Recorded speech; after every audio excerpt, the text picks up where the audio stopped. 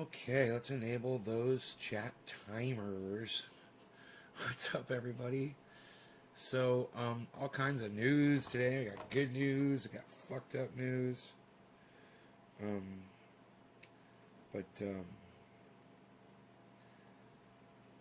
this is really not good news at all. So, India has decided to stop shipping out international vaccines. They were responsible for millions of them. And they just said, yeah, we're not going to do that anymore. Nice, huh?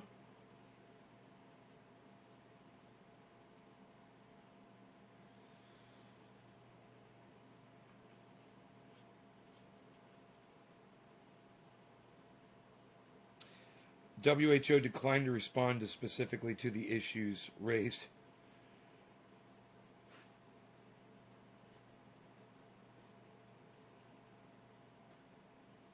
Wow.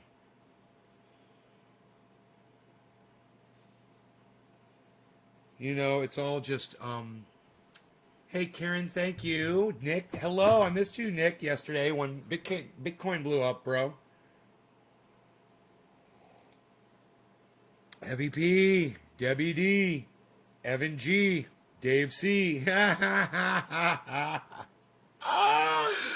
What's up, everybody? So as you see from the title, we've got Matt Dillahunty. He is confirmed for Tuesday at noon, right?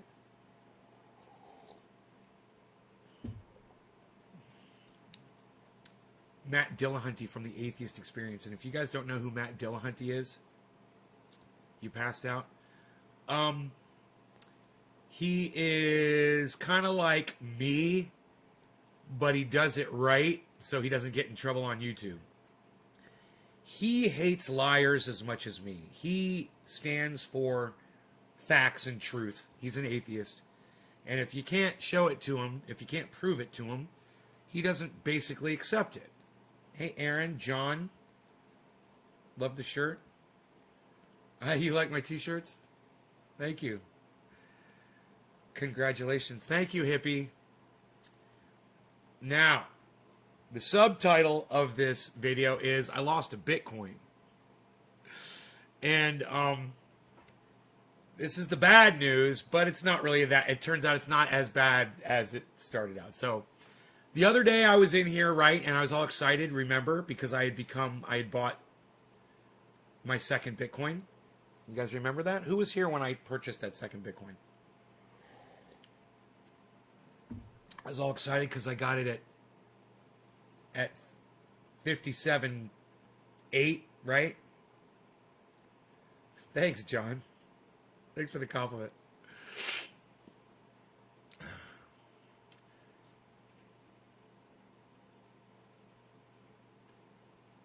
None of you were here for that, so that's cool.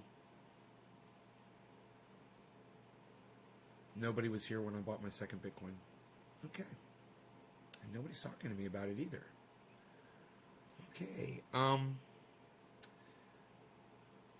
So, I don't know. Maybe you guys are just waiting for me to finish the story. I was hoping you guys were actually going to interact with me on it. So I made $10,000, Billy. No. Yeah, yeah.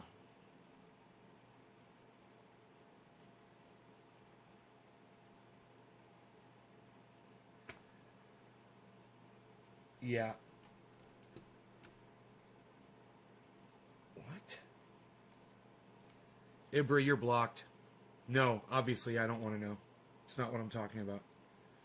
Okay, so none of you guys saw. Yeah, well, I was all excited a few nights ago on the show. I guess nobody was here, but I was all excited because I was buying my second Bitcoin, you know? And I did all the math. I was all excited, man.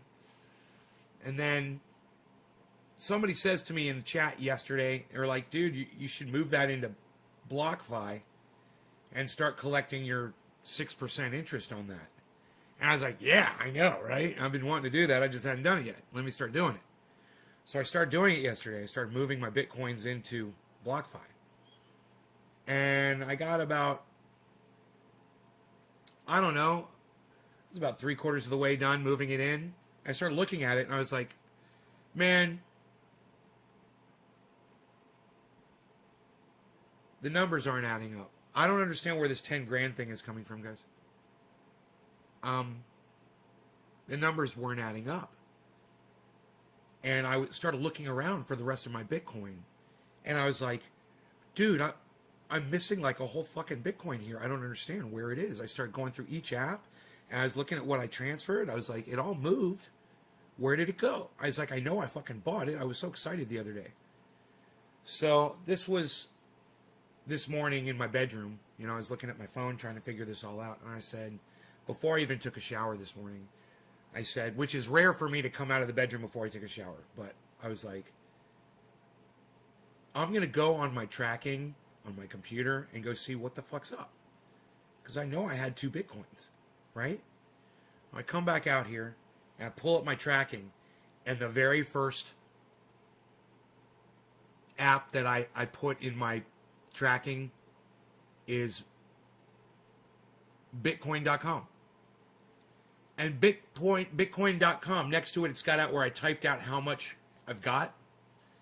And it says 0.553002881, you know, something like that. And I look at the price of it. I'm like, half a Bitcoin in Bitcoin.com. I look at the price. It's like $3,000. I look back at the Bitcoin amount. And I'm like, 0.5. So then I look back at the original. It wasn't 0.5. It was 0.05. It was 0.05.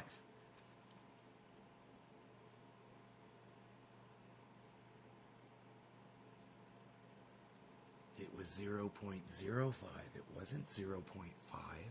I don't have half a Bitcoin sitting in Bitcoin.com. Bitcoin.com sucks my dick. I don't want to buy Bitcoin from them anyway. They charge like $2,000-$3,000 over the stated price of Bitcoin. It's psychotic, right? It didn't make sense.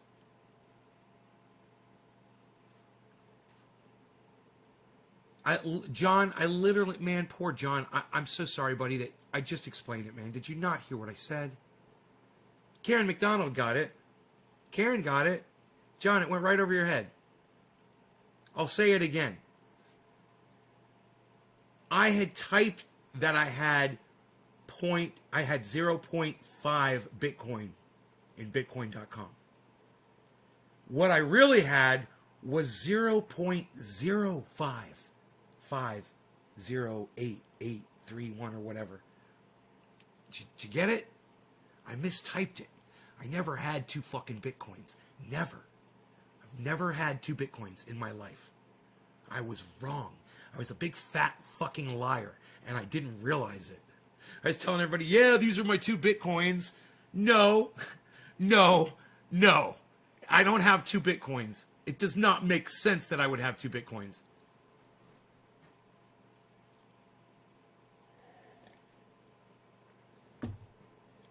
You guys are not thinking. Karen, you're not thinking. What do I do now? What do you mean, what do I do now? What kind of a question is that? What do I do now? I don't do anything, Karen. I made a fucking typo. I made a mistake. I don't have 2 fucking Bitcoins. That's the story, Karen. That's it. That's it. There's nothing else. Yes, I am only human. That is true. And I'm horrible at maths. Which is why I should probably have never gotten into this whole crypto thing in the first place. But that's okay. It's okay. Because even though I thought I had more Bitcoin than I had, when I was doing the math, it wasn't all adding up all the time. And I was like, I don't understand this. Someday I'm going to have to sit down and figure out why it's not adding up.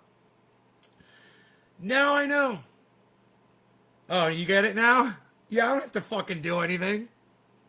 I'm an idiot. That's all you need to know. I'm an idiot. I fucked up. You're probably relieved that it was a typo and you weren't missing a whole point. Aaron, I was so relieved, and I was sad because I thought I had 2 Bitcoins, man. So it was like all of these emotions hit me all at once. I was like, oh, nobody stole anything from me. Oh, I didn't misplace it. Oh, I didn't lose it. Oh, I never had it. You can't be sad about losing something that you never had unless you thought you had it, you know? And then it kind of sucks. But I was like, oh, they're going to get a kick out of this story this morning. So at least the good news is this. I'm not a shrimp. I am a crab.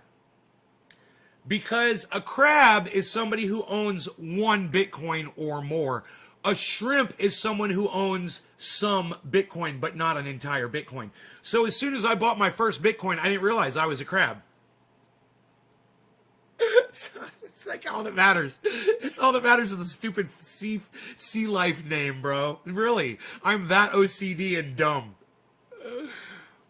Oh yeah, it was a very relief moment, dude. I was like, oh, I didn't lose money. I was like, cool. I just don't know what the fuck I'm doing. I'm just an idiot. But it was funny, you know, because it's like one of those things where you're not hurt, so you can kind of laugh about it. And you're just like, oh, I'm such an idiot. I got so fucking wrapped up in the goddamn Bitcoin, dude. I was all wrapped up in it. You know, I didn't realize what I was doing. And it was all because of a stupid mathematical error. I thought I was buying Bitcoin, and I guess I wasn't, you know, as much as I thought I was. Because of 1 0, dude. Because I left 1 0 off of one fucking fractional number. And it screwed everything. So embarrassing. So, but, yeah, I've only got 1 Bitcoin. So, now, let's get back to this. Matt DILLAHUNTY emailed me back. We had a little correspondence this morning, which was nice because to me, Matt DILLAHUNTY is like a rock star. You know, he does what I would love to do. He speaks to thousands of people every day, and he gets to speak his truth to them. They listen to him, they love him, and they support him. I'm very jealous of him. I want what he has. I want to be closer to him, so maybe some of him will rub off on me. You know, that's why I have Ron Placone on, Graham Elwood, Steph Zamorano, Arn Raw. You know, Simon Dan will be on, guys, soon, I'm sure. Waiting to hear back from him.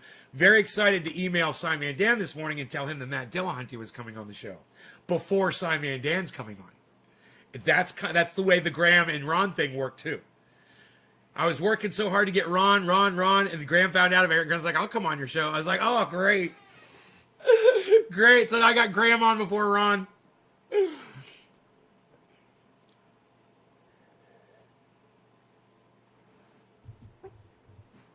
I don't know what Thuricide is. I've never heard of that. It doesn't sound safe, though. It sounds toxic. I hope you're going to be all right. Isn't it crazy how the thought of losing money can make you almost go crazy, Aaron? Yeah. What? Karen, you gave me $5? Karen, don't give me $5. Thank you so much. I really appreciate that super chat. That makes me feel good. Thank you so much. Karen gave me a super chat, everybody. Now, of course, I don't do bong hits for super chats, but I will give you a massive thank you for that. Thank you so much for that. And let's make that semi-transparent. Let's brighten up those letters. Let's get that color out of there. Oh, we can put the color back in, I think. Yeah, we're good. Oh, that's very good.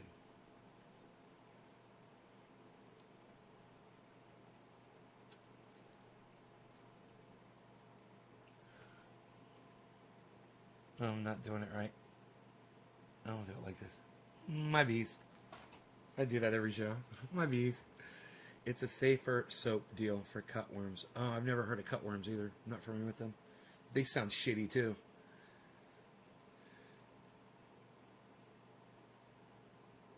Why? Oh, you inhaled it. Yeah, I got me a backpack sprayer. I'm really excited about it. It's an atomizer. I haven't taken it out of the box yet, but it's sitting in the garage. When I need it, I'll have it here. And it was only like $250, which is, you know, the atomizers cost more than that. They're like $275 and shit. Crazy to buy a fucking 2-gallon atomizer when you get a backpack for $250. You know, with 4 gallons, it'll hold twice as much.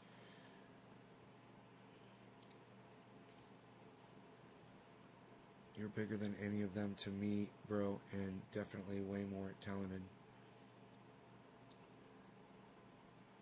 Yeah, today is not my birthday, and don't be wishing me a happy birthday. Even if it was my birthday, you guys, I don't want you wishing me a happy birthday on this show, so please don't do it. I don't really celebrate it.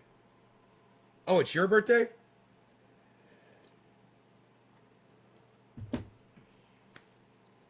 Karen, is it your birthday?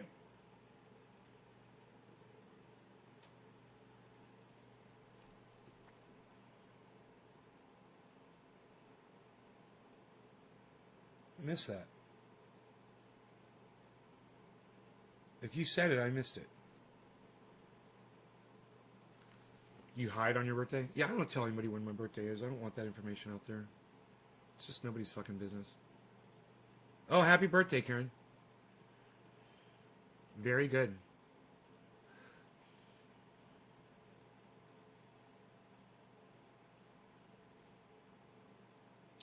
Why don't I celebrate my birthday? Yeah, I celebrate every day. You know, why should I be special on the day that I was born? Because because people came up with an idea to say that was the day to celebrate. I celebrate every day that I fucking breathe, man. Every day. Every day is a birthday for me. You know, I eat chocolate every day. I have ice cream every day. I do what I want to do every day. I don't work every day. You know, I play every day. Every day is my fucking birthday. Why should I only do that once a goddamn year? I mean, if you think celebrating a birthday is special, you're an idiot. You're indoctrinated. You can do that every day of your fucking life. You can have presents every day of your fucking life. You can have gifts every day of your life. You can be special every day of your life. Just because a bunch of fucking morons told you that you're only special one day out of the year doesn't mean you have to buy into that shit and believe that bullshit, that fucking lie, that bullshit fucking social narrative. And let's talk about Jordan Peterson. Can we please talk about Jordan Peterson? Man, look, I have eviscerated Jordan Peterson on this show many, many times. You guys generally don't say anything. And the reason why is I figure most of you don't know who he is. And the ones who do know who he is, you're too scared to engage me over him. Because you know what's going to happen. You're going to lose. Right? Jordan Peterson is the exact opposite of me. All right? I try to speak in the dumbest, plainest terms to appeal to everybody so you guys can all understand what I'm saying. Jordan Peterson is the exact opposite. He tries to speak in the finest, most intricate language that he could possibly come up with to try to confuse people into thinking that he's actually making sense, but he's never making any points at all. I digress. Someone has also noticed this, and it's not just me. You know, Joe Rogan had Jordan Peterson on his show because Joe Rogan thinks Jordan Peterson is just, the cat's pajamas. Oh, Jordan Peterson. Oh, look at all these people that follow Jordan Peterson. Oh, he's just so smart. Now, he's putting everything in context, and he's talking about social issues and the context that they reside, and he's using big words that nobody understands, and that makes him a special person that gets to go on the Joe Rogan Experience.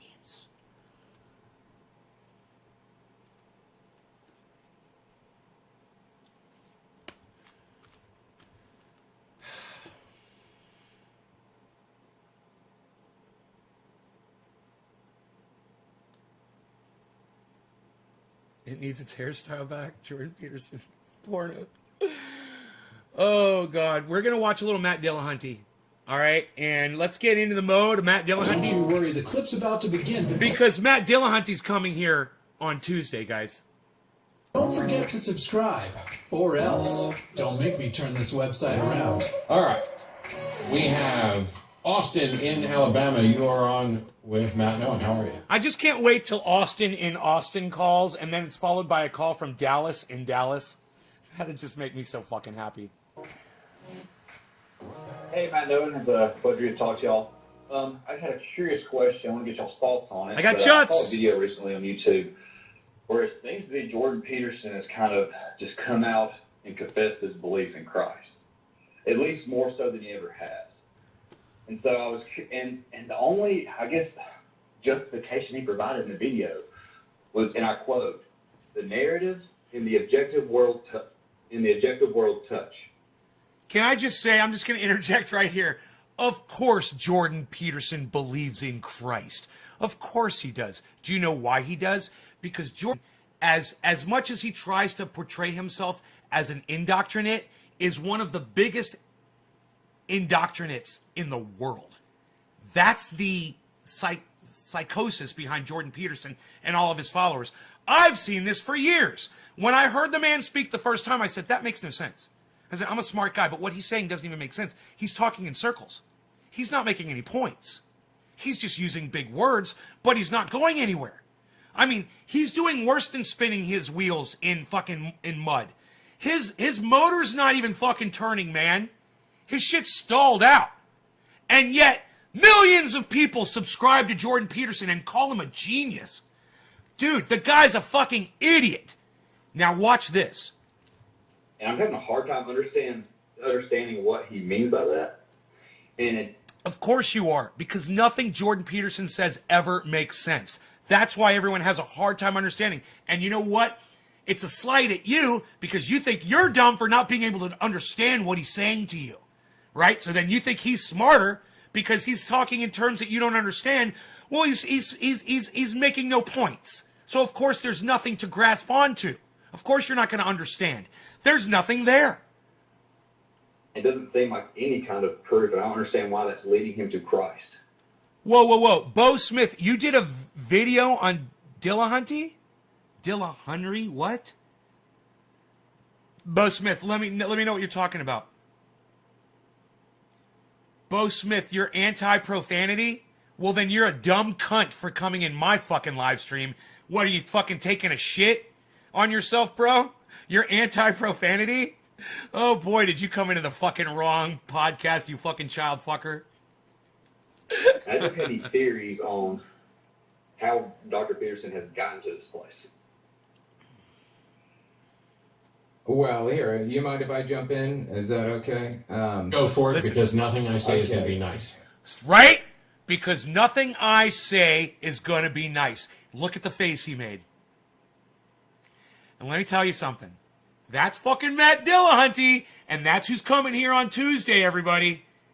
So don't miss out on this fucking show on Tuesday at noon Pacific Standard Time. John says, fuck that shit. Hey, Nate, did your BlockFi go through? Yes, it did. Thank you. Yeah. Dude, long story behind the BlockFi thing. I talked about it earlier today on the show, but we'll talk about it again after this. Okay, I don't know I love if you've Matt. seen this before, but there's a Dude, Jordan Peterson. Matt Dillahunty is everything I want to be and so much more. I want to shave my head and be bald too, man. Fuck this. I want to be bald, bro. I just don't want to worry about this anymore. He's totally my hero. Word salad generator, and it's like a website. You go to it and you click a button, and it'll just throw a bunch of really weird words together, and it sounds just like something something that Jordan Peterson would say. Right? Did you hear what he said? So there's a website that creates word salad a la Jordan Peterson. It just puts a bunch of words together in the context of the information of the cylindrical outcome of the output of the technicalities of he just uses a bunch of stupid words and they never make sense. Jordan Peterson never makes sense and never makes any points. And the things that he talks about are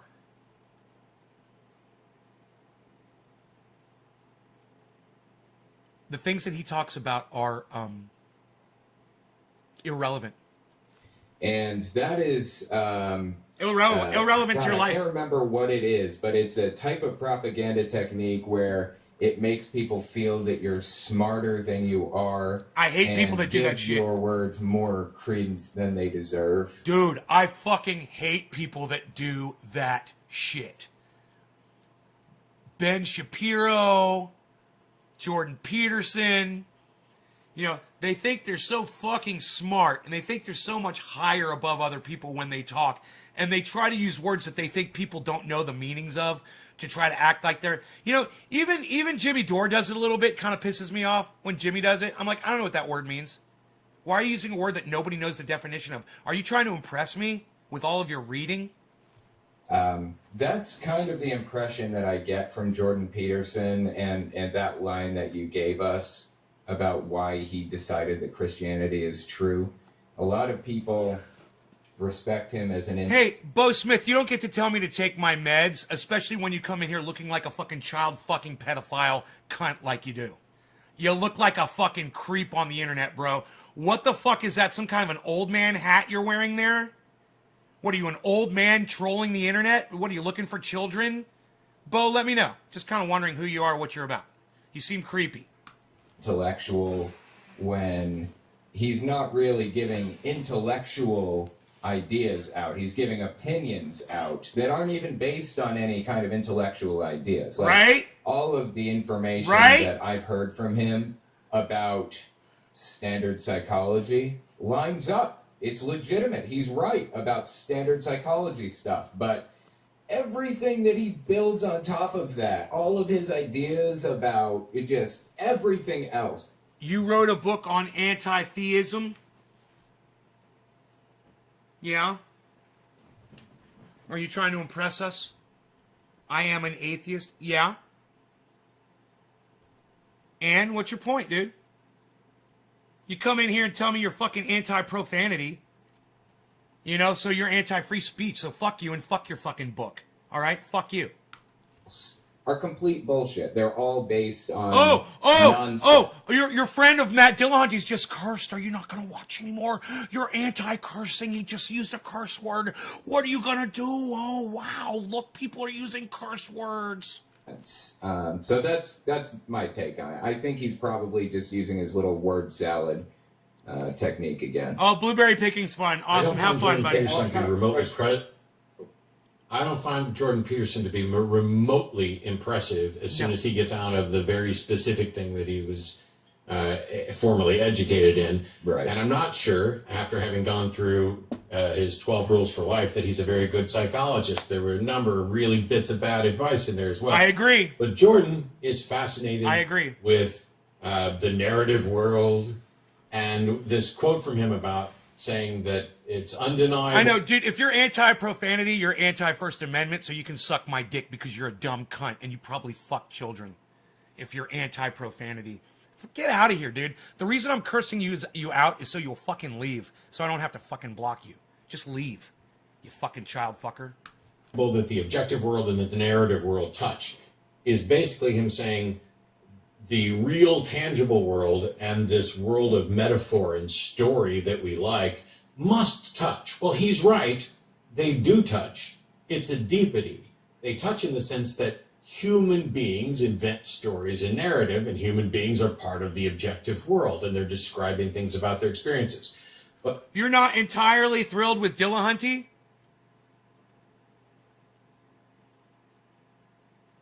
You got a problem with Matt Dillahunty? You're the first person that I've ever heard say those words in that order. I am not entirely thrilled with Dillahunty. Huh. I wonder why. He must say some things you disagree with, huh? What, do you believe in Jesus, bro? I thought you said you were an atheist. But not only do I not find him remotely impressive or even knowledgeable or understanding on matters of religion, but also not on matters of skepticism, as I pointed out when we sat on stage, not on matters where he talked about makes no sense at all. Atheistic regimes. He makes no sense at all. Even this week, or yesterday, this is funny. or maybe today it was today, I shared a tweet from of a video of him on like Brett Weinstein's show, where he was suggesting. I hate the people that give Jordan Peterson credibility by having him on their show. I fucking hate them. Joe Rogan, Weinstein, anybody that has that moron on. They give him credit. That's like, oh, we're going to have you on our show because you make so much fucking sense.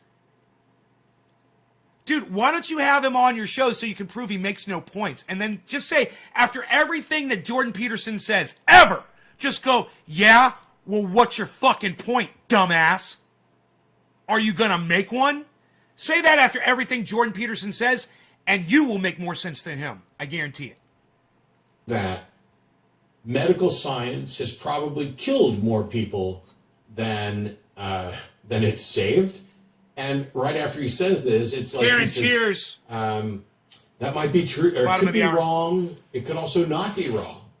And so he's covering all his bases. He's going to make a dangerous, unskeptical pronouncement about how medical science has probably killed more people than it's saved, which is just boneheadedly stupid from a guy who tried to avoid his own addiction consequences by being put into a coma on experimental treatment because he's too much of a fucking narcissist and an egomaniac to actually suffer through. Well, then you're a fucking hypocrite, Bo. You said you're anti-profanity, but then you come out and you say, oh, but I use it. So you're a fucking hypocrite. Great. Now we know what kind of a person you are. You're a fucking liar and a hypocrite. Through You're a liar because you're not anti-profanity, because you fucking use it, you dumb cunt. You know, oh, you got a profanity line? Really? You got a profanity line, you stupid fucking cunt? God damn. Where'd you get your fucking line from, dude? Kmart? Withdrawal and the weaning off that the doctors were actually recommending. And now he's saying, oh, well, it could be the case. It might be, maybe it's the case that medicine is actually, we're building superbugs. Maybe medicine's done more harm than good. I don't know. I'm just saying it could be wrong. Could be wrong. Why the fuck does anybody listen to him? Who talks like that? I have zero interest and respect. Dude, you think you have a nicer bong than me, you fucking piece of shit? That's my daily driver, you dumbass. I collect glass, you fucker. I guarantee you I got bongs in here you couldn't even fucking afford. You fucking idiot. God, what a little fucking... You are a child fucker, aren't you? What's the matter with Kmart? It's going out of business, son. Are there any fucking Kmarts even left, bro? For anything Jordan Peterson ever says. It's like I'm anti-sex, but I jack off. That's hilarious. Even with his talk, I've listened to that. He misrepresents science all the time. And I guess what Nick called you a cuck. Is that I love it. There's so many, I guess, Christian intellectuals who are just jumping on this as it's like more proof for their God. And, you know, that, oh, just intellectual is now on our side. And it's just like, this is nothing. Like, why are you what is something? Can you tell I me... have atheist friends that love Jordan Peterson. And that still, you know, follow him to his, you know, every word. And I'm like, and let me tell you something. If you are a Jordan Peterson follower, you're like a flat earther because you're not listening to the facts. You're not listening to what he says. You're just hearing the droning, and it makes you feel good because it makes you feel like you're smart. It's the same thing with flat earth. You're not really looking deeply into it because if you do, you find out there's no substance.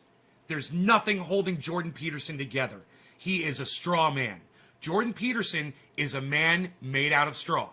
Completely. All your stuff is from Kmart Blue Light Specials. Oh, okay. Yeah, like this Kmart hand fucking made coffee mug. You mean like this? Is that from Kmart? Or this quality triage oil? Does you get this at Kmart too, bro? Yeah, right. Whatever, dude. What about this fine beard balm I put in my beard? No, that comes from Walmart. You can get that at Walmart. I don't think Kmart carries that. He's very deceptive. He reminds me of... It's a cult of personality. It's a cult of personality. Yeah, he reminds me of it's a cult of personality, and he's very good at saying shit. Donald Trump, cult of personality. Ben Shapiro, cult of personality. You know, even Jimmy Dore is a cult of personality, but Jimmy Dore's making fucking sense. And that's okay. You know, when Jimmy Dore uses words that I don't understand, you know, I think he is trying to impress people. And I think he's trying a little too hard. Yeah, Bo Smith, we call it cannabis in here. We don't call it weed because weed means useless plant. But you should know that, right, Bo? You're an author.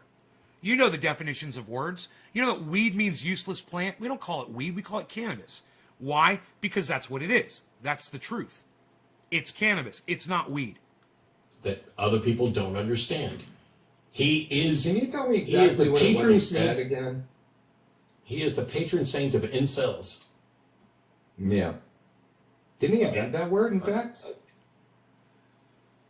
I think he was responsible for inventing the word. I don't even know what an incel is. But do you remember what it was he said about Christianity? You said that he gave a brief sentence-long explanation for why Christianity was right, didn't you? What was it that he said exactly? Oh, well, it was a recent video. All it was, and this is what I'm looking at right now, quoting. It says, the narrative and the objective world touch. And what he basically was saying was the best, representation of this is Christ. And then, he pulled his, who never Jordan existed. Peterson act, where he really tries to get people on. Hi, what's up, Caliana? And he's like, I'm scared of the reality of this being true. I don't know really what to do about it. Yeah. And it's just In an article. insane. Yeah, in an article, the quote is, C.S. Lewis pointed this out, that the difference between... Now, Matt DILLAHUNTY and I defer on the existence of Jesus Christ, right? Were you always so cute? Yeah, you want to see how fucking cute I was, motherfucker?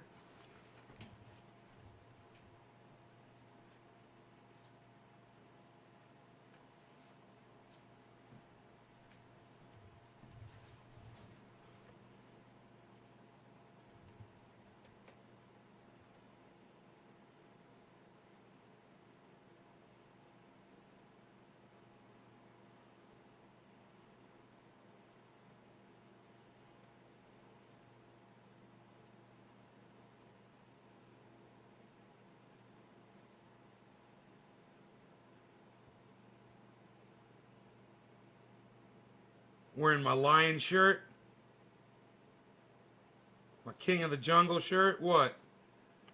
Got the bumper pool action.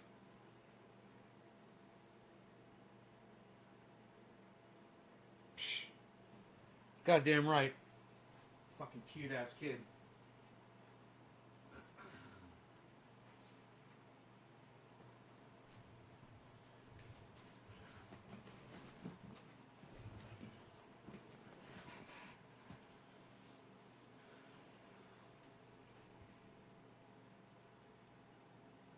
He's saying, I don't Shifuk Mias. I bet $5 you were shit. I bet $5 you were shit talking. You're holding the stick wrong. Postman. He's saying, I don't find him remotely impressive, but what makes him the judge of what is impressive? Well, Shifu, you would have to, you'd have to know who Matt DILLAHUNTY is. You'd have to listen to him and understand what kind of a person he is. And you can get to know him by coming here on Tuesday and catching my interview with Matt DILLAHUNTY. And then you'll see what makes Matt the judge of what is impressive. Since you obviously have no idea who he is at all. Yeah, he's a pretty good judge of character, man. He's a pretty smart guy. Pretty much got it going on. Christ and the mythological gods was that there's a representation, a historical representation of Christ as well. You can debate whether or not this is genuine. There is still a historical story. So in that first sentence, he's already... And Matt sometimes uses words that I don't understand too, and it pisses me off. And it doesn't make me want to be smarter. It just makes me say, hey man, why don't you use words that everybody knows the definitions of? It's kind of like an elite thing. Ugh. That word that Jimmy used all the time for ultra greed, what's that word? I forgot it. Politicians and greedy, rapacious. Politicians, rapacious. Who says that, I had to look it up. Okay, Google. Rapacious, definition.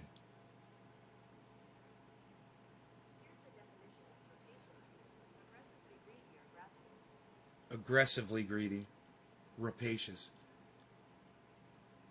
If I liked DILLAHUNTY, I would hate the video. I want to see the video you made about Matt DILLAHUNTY. Dude, if you made a video that you don't like Matt DILLAHUNTY, I want to see it. I'm going to interview him on Tuesday. I totally want to see your video. Do you have a link to it? A majority of Jordan's points make sense. I'm unaware of any times he doesn't make sense consistently. Shifu, what are his points? Name a point that Jordan Peterson makes. What? Like what? Name one. Just one point. Let's start with that. Put it in context.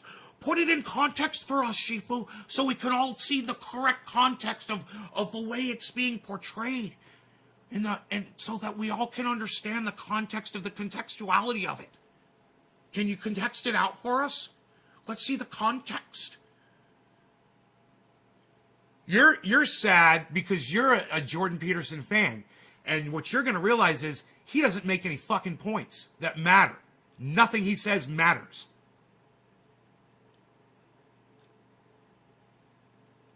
That men and women should be treated equally.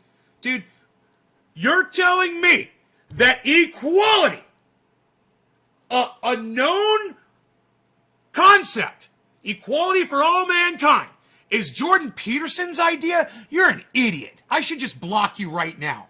You're a moron, She. Really? Really? That's your thing? That men and women should be treated equally.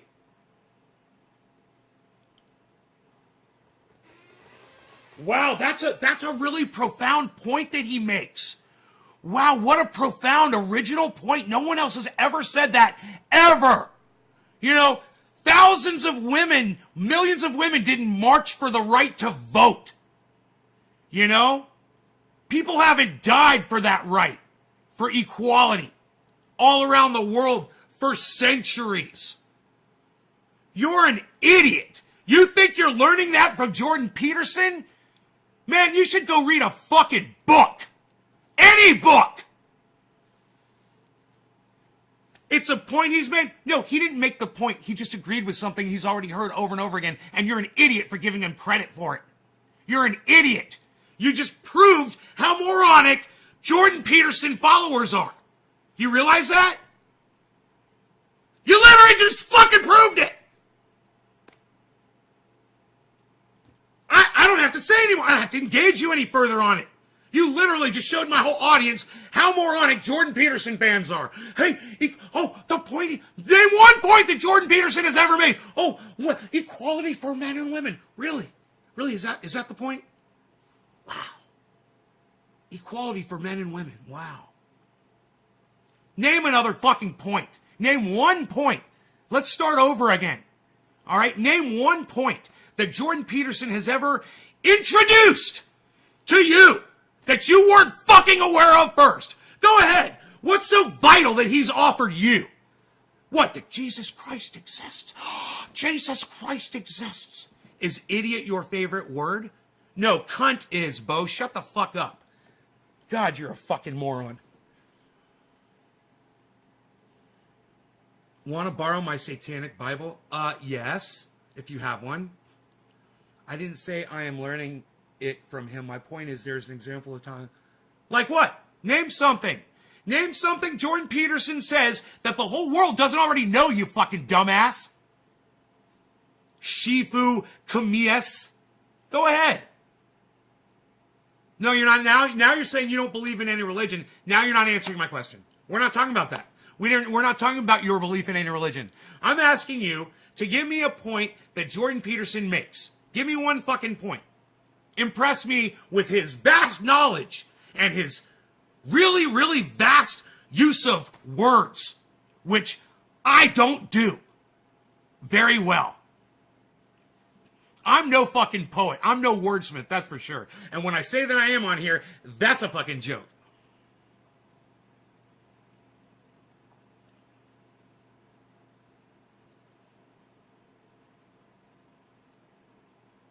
No, I don't have a copy of it. No, but I'd like to see it, actually. I'd be very curious to see what's in the Satanic Bible. I would like my own copy.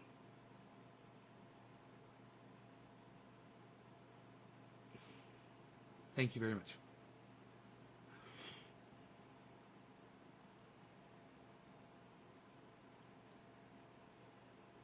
Just a point, man. All you gotta do is just name a point that Jordan Peterson makes. Name one fucking point, dude. The First Church of Satan gives out copies. I'll contact them. Thank you, Sugar. Very interested in the occult. Very interested in the satanic and the cult and the cults. I know nothing about that shit. where Matt says something the whole world doesn't know. It's not he is making particularly groundbreaking points. He has written books and is a great debater.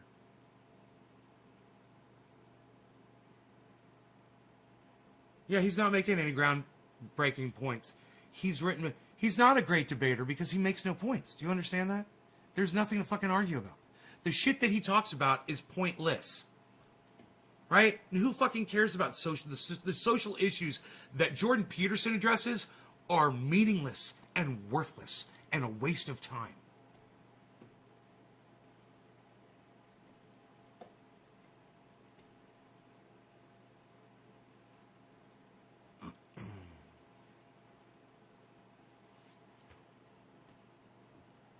Show me where Matt says something the whole world doesn't know. I thought we were talking about Jordan Peterson. Isn't that funny? Now you want to bring up Matt? That's hilarious. Matt makes a lot of points, and he makes things very clear. He doesn't confuse people. He makes things very clear. And he uses facts to back up what he says. He's not a producer of word salad like Jordan Peterson is. And for you to try to compare the two of them together just shows me what a fucking idiot you are.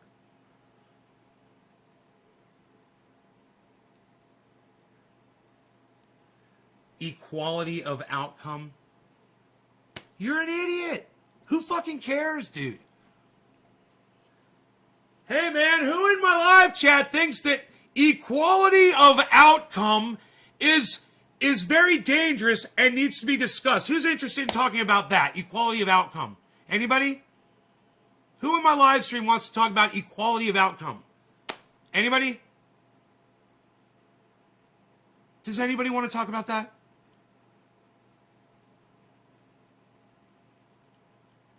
I'll wait. I'll wait because I know my chat can take a while sometimes.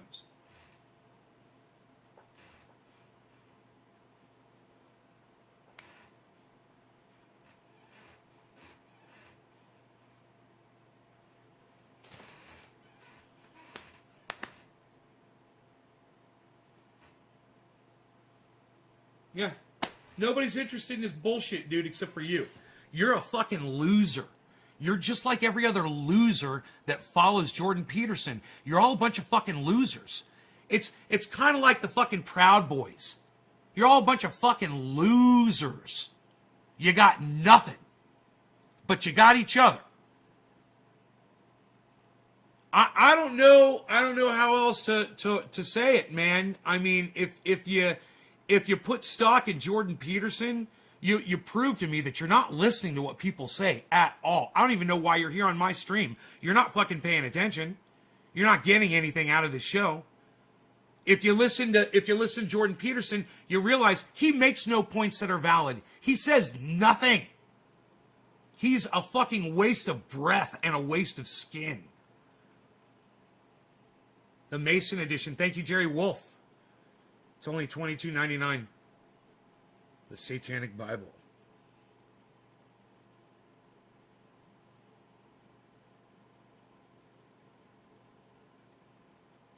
It's important to discuss equality of outcome with these people that want it and get awareness to it so it doesn't happen. Oh yeah, do I have to discuss it? Yeah? Is that what yeah. Shifu, are you gonna discuss it? You gonna do something about it? Are you gonna do something about equality of outcome, dude?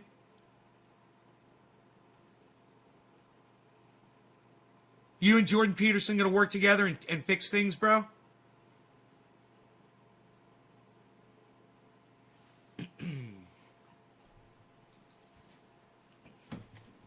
I can't believe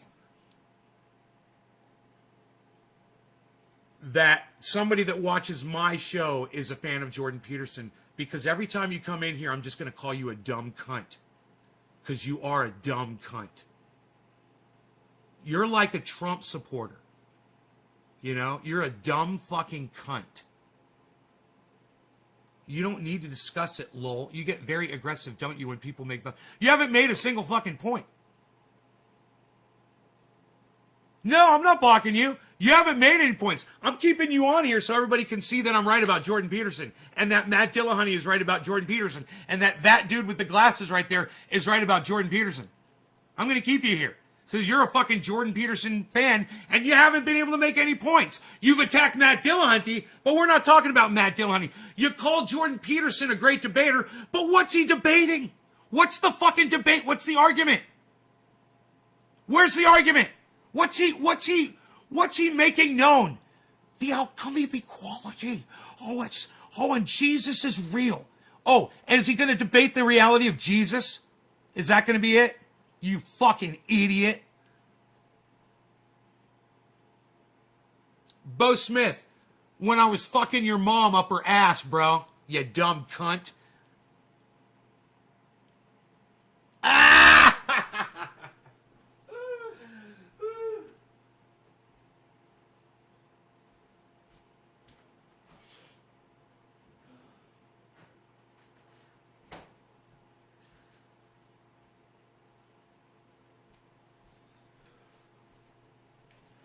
Hey, don't be a...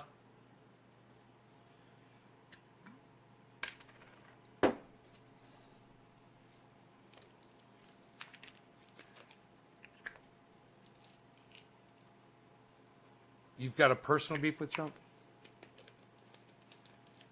I didn't give you permission to leave. Bo Smith, you're such a douchebag.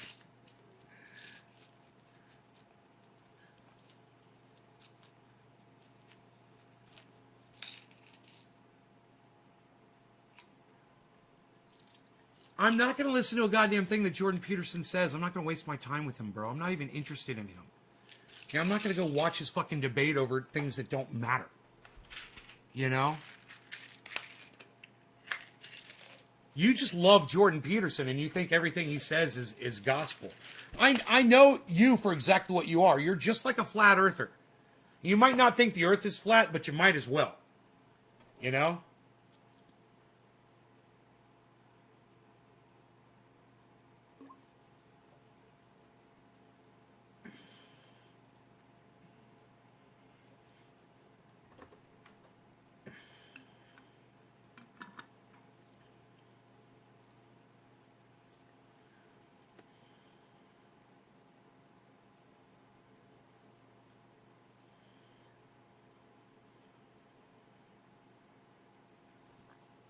Chris P, right on, buddy.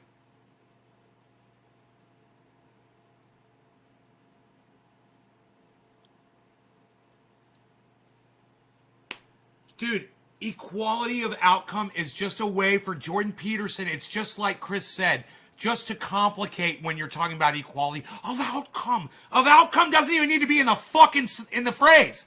You want to talk about equality? This is what Jordan Peterson does. Chris P just fucking nailed it. Let me put this back in the fridge. God, man, you are a fucking pathetic little bitch.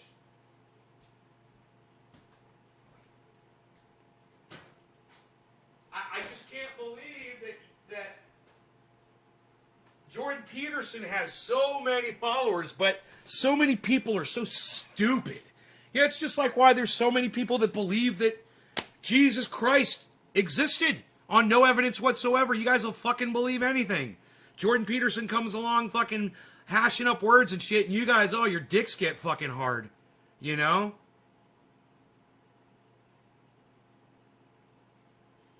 Yeah, ABC, I'm blocking you.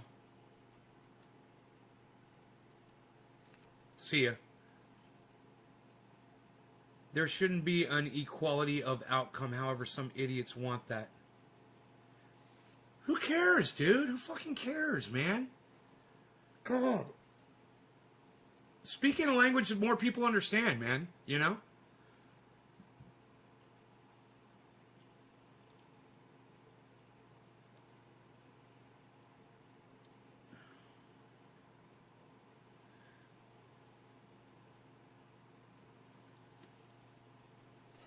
I understand religion because they're check this out, Dave. You're raised on it, man. You're bribed and you're blackmailed as a child with gifts and lies and Santa Claus and Christmas and Easter egg hunts and singing Christian songs at church and going to Christian events and doing all this shit when you're a little kid. You're fucking indoctrinated. I can understand people believing in religion. It's like Pavlov. It's like a dog that fucking salivates. That's a fucking Christian. I understand that. However, when it comes to Jordan Peterson, they were all adults when they found out about him. You know, and they still just fell into it. Why? Because most of them were already fooled into believing in shit like Jesus Christ and shit like that. It's just, they're easily lied to. It's comfortable for them. You know, people like this idiot Shifu, fucking dumbass motherfucker, Anano fuck on YouTube. He thinks Jordan Peterson is awesome because he's easily indoctrinated by bullshit. You know, he's easily lied to. He's like a fucking cult, dude. Jordan Peterson is like a goddamn occultist, like a cult leader. You know, and cult leaders don't have to make sense. It just has to be what he called it. And what he called it, a cult of personality. So it makes these guys' dicks get hard, and they're bought, and they're right in. You know? They're fucking right in there. Talking to somebody like this isn't gonna get through to this fucking cuck bitch. He thinks Jordan Peterson makes sense. You know, when you're making sense, he's not gonna fucking understand it. You know? He doesn't understand anything, obviously. He just thinks blah, blah, blah. Oh, outcome of equality. What? What do you mean outcome of equality? What? Oh, I understand what that read a book. Oh, it's all so important. Jordan Peterson said it. What?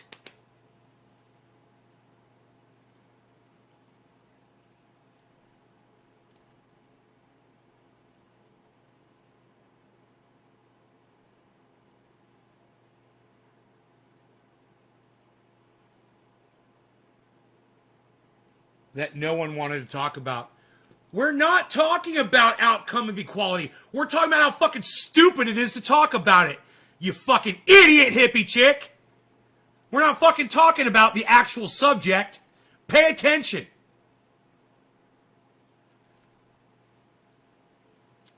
Dude, clean my house. Really? Did you just fucking say that to me? My house is fucking immaculate, you idiot. Here, let me move this shit out of the way before I block your ass just for being a liar.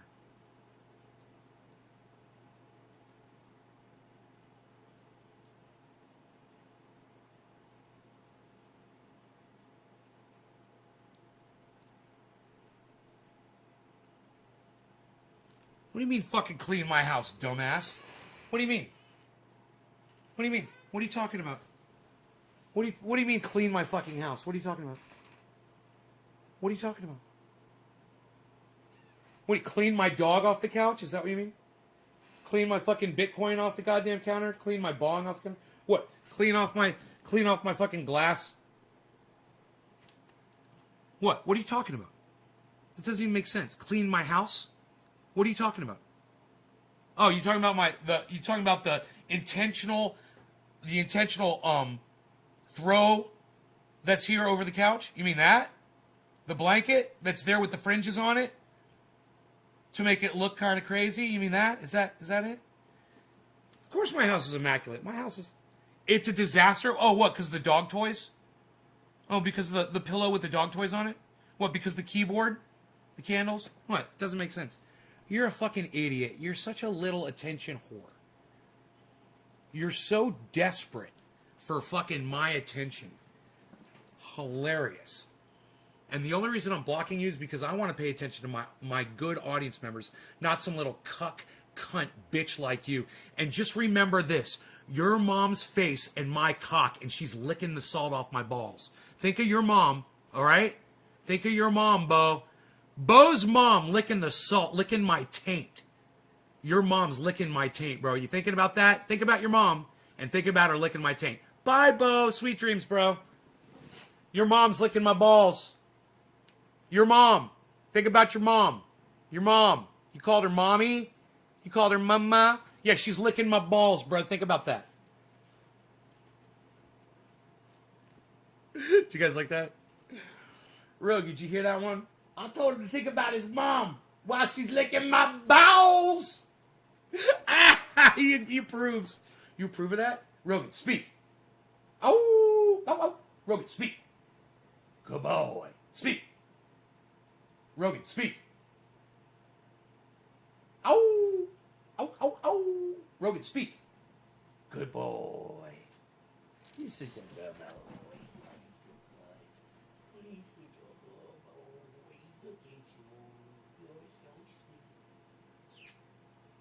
So sweet. Ah.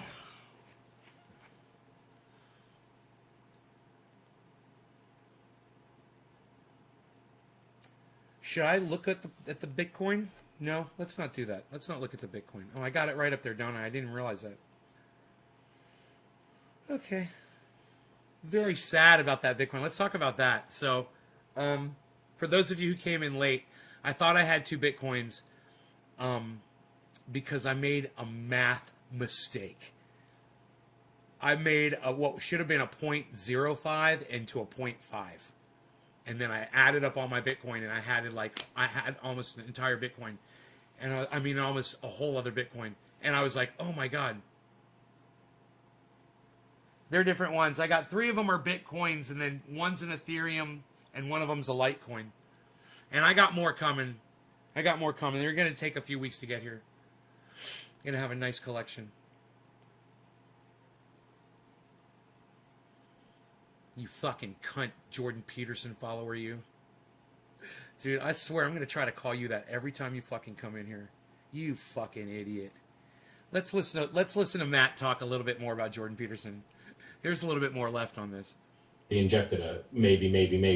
Then he says, an actual person who actually lived. The problem is I probably believe that, but I don't know. I'm amazed at my own belief, and I don't understand it. I believe it is undeniable. The objective world and the narrative world touch. And I've seen this many times, and the ultimate example of that is supposed to be Christ. And that seems to me oddly plausible. I still don't know what to make of it, partly because it's too terrifying a reality to fully believe. See, all of this is just blah, blah, blah, blah, blah, blah, blah. Jordan Peterson blather. He's not making any points at all. He's just talking words. That's all he does. I don't know what would happen to you if you believed it. How many bet hedging comments can you put in one paragraph? Blah, blah, blah. Yeah, that was my frustration. I just wanted to All right. call in and make sure I was justified in this. But yeah, it's just been really frustrating me watching this play on and seeing people weaponize it for the Lord. That was the quote. And did you hear as much waffling in that quote as I did? It was like every other sentence was maybe. Yeah, that's his MO. That's what he does. He kind of goes back and forth and tries to not get pinned down on anything at all. And he throws out word salad. It sounds ridiculous, but people know that he's saying something that's kind of nonsensical, so they try to read into it and make more sense of it than is deserved, and makes him feel like he's smarter than he is, and all this Right? stuff. Yeah. Right? I'm That's well constantly said. being corrected, air quotes corrected, by Jordan Peterson fan, who watched the conversation the two of us had in Toronto, and then they tell me that I'm wrong, that he didn't say what he said. And This is great. I've had that told me so many times that I've had to go back and listen to that discussion multiple times. That's what you have to do with Jordan Peterson. You have to go back and listen to him a bunch of times because it never makes sense what he's saying. And you're not grasping it. And you think, oh man, I don't understand all of these big concepts and shit that he's using. And then you go back and you listen to him talk and you're like, wait, but what's his point? What's he saying? He's not saying anything. It's the weirdest thing. It's like he's on a unicycle on a tightrope, and he's just going back and forth on the unicycle. Well, he's entertaining you. He's juggling shit while he's doing it. You know, you're entertained, and you think he's making sense. It's so sad. There's so many other people out there you could be listening to that are making sense. Besides that motherfucker that just wastes your time. To make sure that he actually said what I thought he said. And it turns out he did say exactly what I thought he said. It's just they're reading with so much charitable listening that they're willing to bend over backwards because he's their guru. But Austin, you want to drop us like a bad habit, or should we hang up on you? Hey, I let y'all hang up on me last time, so I'm going to do it this time. See ya. Please. Okay. No. We're done. And Austin dropped us. I know. Oh, for the record, I wanted to say I looked it up, and the producer also looked it up while we were talking. But Jordan Peterson did not create the word incel. I think he popularized it a lot. And like you said, he is the patron saint of incels. So there's the answer to the question. The guy. So I get it. There's an unidentifiable quality of charisma, and different people have it, or actually different people are viewed to have it. And it kind of is like it's like ASMR. ASMR is bullshit. It's, hey, here's something that I like listening to. And you can just say the same thing about charisma. Oh, this is the person that I like listening to. And so they'll listen to. I've watched some of Matt Dillahunty's speech on Did Jesus Really Exist? My take was Matt leaned more towards Jesus was a real person. I know, right? And a historical figure over a mythical creature, as you state. Could you ask Matt to clarify his stance on your platform? Oh, yeah, we're going to talk about that because me and him totally disagree. I totally disagree with Matt. I called him on his show. We talked about it. He told me to put my bong down when I called him into his show. And I said at the very end of the call, I go, Trendy has Davers. He's all confused. And they put that on the clip. They clipped it and made a big clip. It had thousands and thousands of views. It's great. I said, yeah, man, I seem to kind of think that you actually think that there actually was a Jesus. And I say that there's absolutely no proof whatsoever that Jesus existed at all. And he said, well, there is the testimony of Paul. And I say, one person? So one person writing a story, writing words down on a piece of paper or a scripture, that's proof? That's evidence? That's evidence that somebody existed? Well, he spoke to 3 people who supposedly said that they met Jesus. Oh, is that what he wrote down on his piece of paper? That he met the 3 wise men or whatever, I'm like, no, bro. So, Matt Dillahunty and I completely disagree. And I say, it's still, a little bit of his old beliefs that are giving him this blind spot. Because aside from Paul's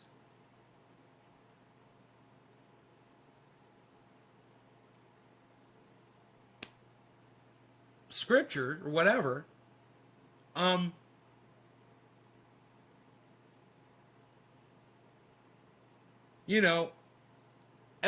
everything in the Bible where it says Jesus said this or Jesus did that or whatever the fuck Jesus did is a testimony from somebody, supposedly, right? So why is Paul's serve as the evidence when, we could go into the Bible and find scriptures that say Jesus said this or Jesus did that? What about this one, Matt? Why is this one different from Paul's scripture? Why not take the whole freaking Bible on its face, on its word and what it says? If you're going to take Paul's, isn't Paul's part of the Bible too? I don't know. These are questions I guess I could ask. And I feel bad because I have absolutely no education in religion. My sister does, but I have none. And so he's going to be a little put off by the fact that I have such a limited knowledge of religion and that I am attempting to engage him with his vast knowledge of it. I just hope I don't put him off that much. Because I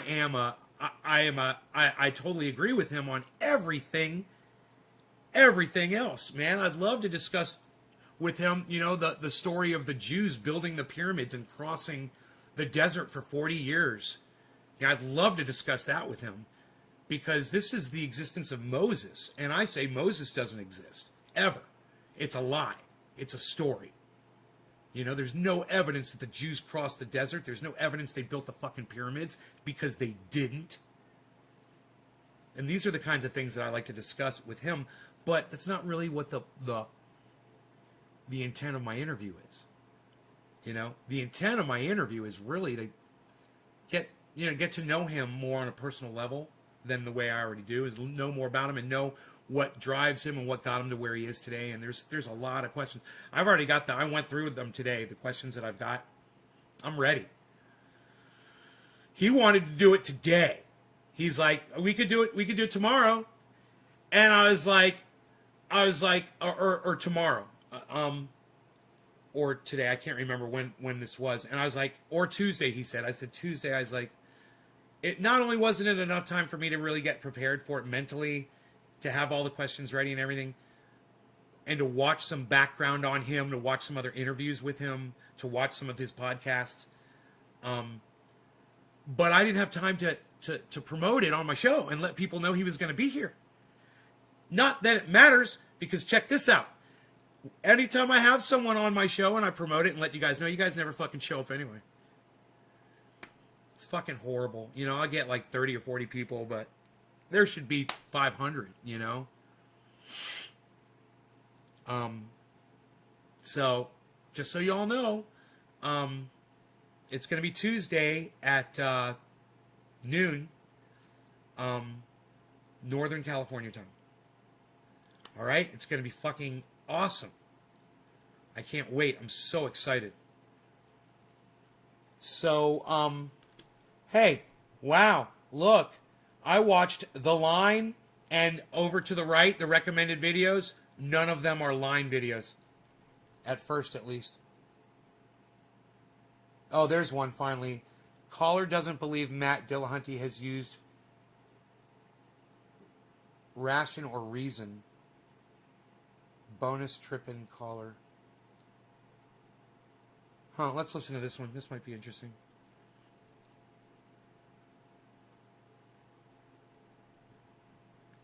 Don't you worry, the clip's about to begin, but don't forget to subscribe. Or else, don't make me turn this website around. We have Kyle from Indiana. Oh, our Trump caller from last week, who... Welcome back, Kyle. You have a question for me this week. I'm happy to try and answer. Well, Matt, well, thanks. And I want to talk to you because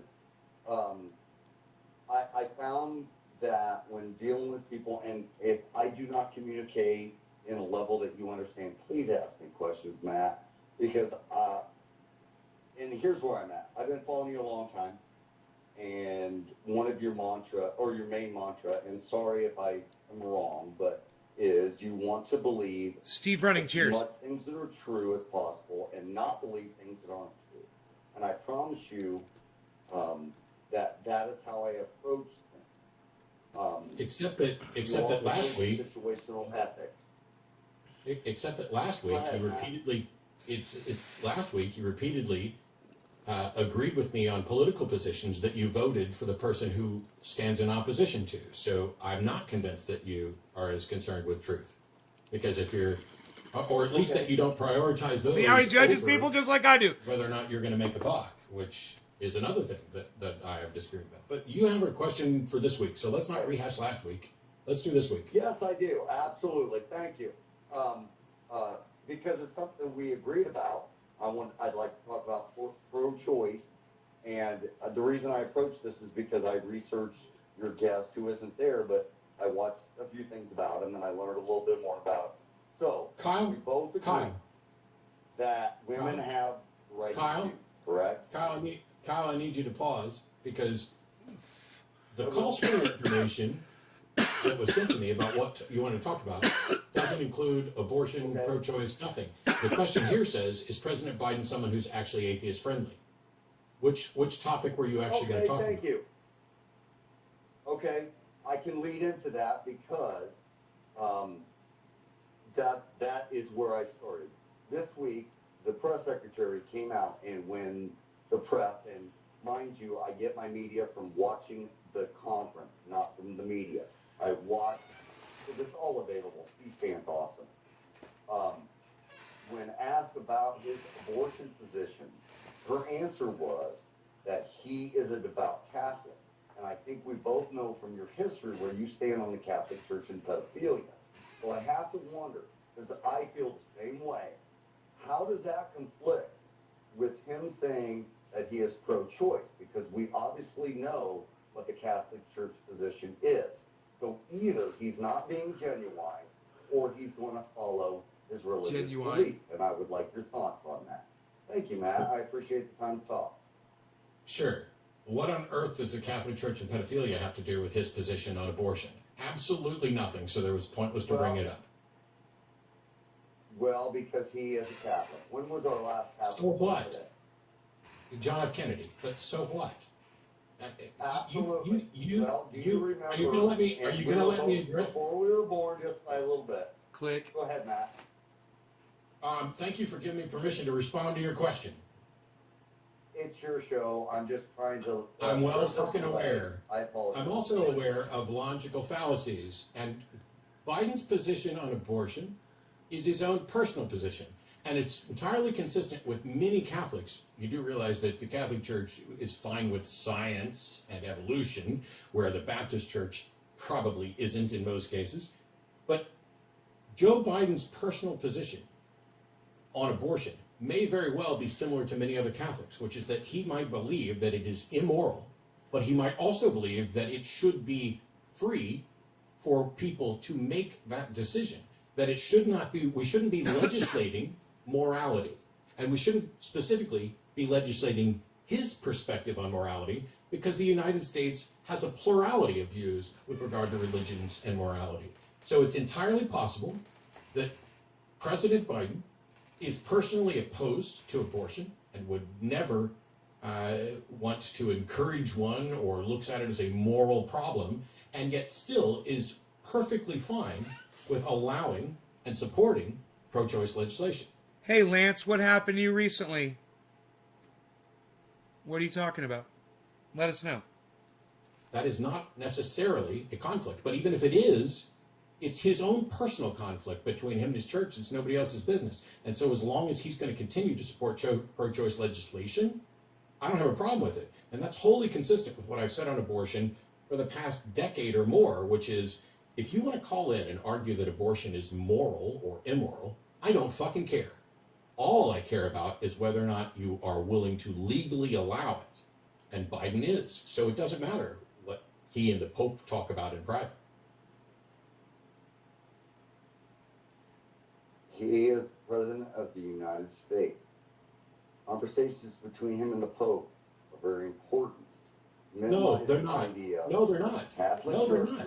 Important in the context that you're indoctrinated to think that religion matters. It's none of your business what Biden talks to with his religious leader. Not a bit. It used to be. No, it never was. It used to be. This guy's hilarious. It used to be. Kyle, stop. Okay, go ahead. It has never been your business what goes on between a person and their religious leader, period. Unknowingly? Only the actions that they may or may not take on behalf of that. That's it.